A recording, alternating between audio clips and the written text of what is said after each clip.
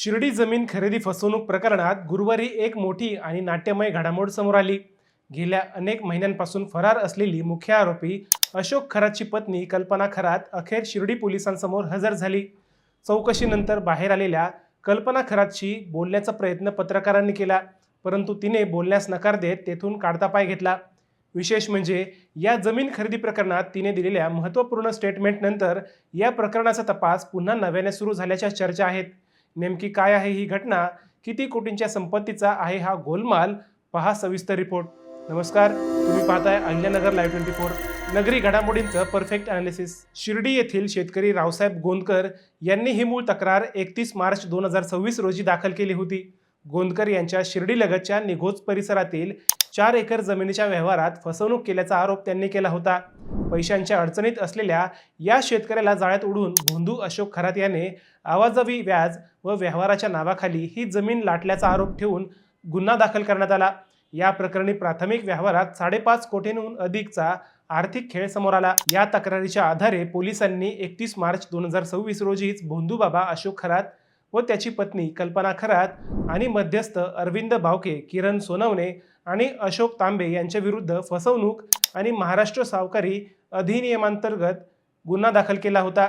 यानंतर गुन्हा दाखल होताच आरोपी कल्पना खरात फरार झाली होती। तपासात समोर आलेल्या माहितीनुसार कल्पना खरात हिच्या नावे आणि बेनामी संपत्तीच्या माध्यमातून 70 पेक्षा जास्त मालमत्ता असल्याचा संशय आहे। शिर्डी, पुणे, नाशिक ते अगदी रायगडमधील उरणपर्यंत या मालमत्ता पसरलेल्या आहेत। हा एकूण बेनामी मालमत्तेचा आणि संपत्तीचा आकडा तब्बल 1000 कोटी रुपयांच्या आसपास असल्याचा दावा केला जात आहे। विशेष म्हणजे पती तुरुंगात असतानाही उरणमध्ये जमीन खरेदीचा प्रकार समोर आल्याने खळबळ उडाली होती। शिर्डीत गुन्हा दाखल झाल्यानंतर कल्पना खरात फरार होती।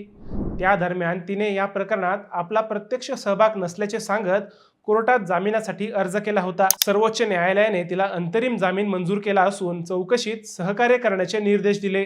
त्यानुसार ती गुरुवारी शिर्डी पोलिसात हजर झाली।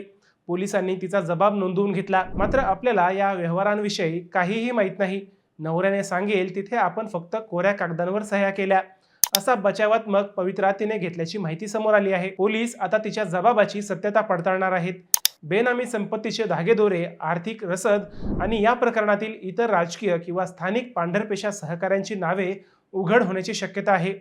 जर तिने सहकार्य केले नाही किंवा पुरावे हाती लागले तर तिचा जामीन रद्द होऊन तिच्यावरील कायदेशीर कारवाईचा बडगा अधिक तीव्र होऊ शकतो। चौकशी पूर्ण झाल्यानंतर कल्पना खरात पोलीस ठाण्याबाहेर आल्या। यावेळी माध्यमांचे प्रतिनिधी उपस्थित होते, मात्र त्यांनी पत्रकारांच्या प्रश्नांना उत्तर देणे टाळले आणि कोणतेही अधिकृत भाष्य न करता त्या निघून गेल्याचे प्रत्यक्षदर्शींनी सांगितले। या प्रकरणातील नवीन अपडेट्स आम्ही तुमच्यापर्यंत पोहोचवत राहू। तुम्हाला या प्रकरणाबद्दल काय वाटतं, कमेंट करून नक्की सांगा। व्हिडिओला लाईक आणि चॅनलला सबस्क्राईब करायला विसरू नका। पुन्हा भेटूया नव्या विषयावर, तोपर्यंत सप्रेम नमस्कार।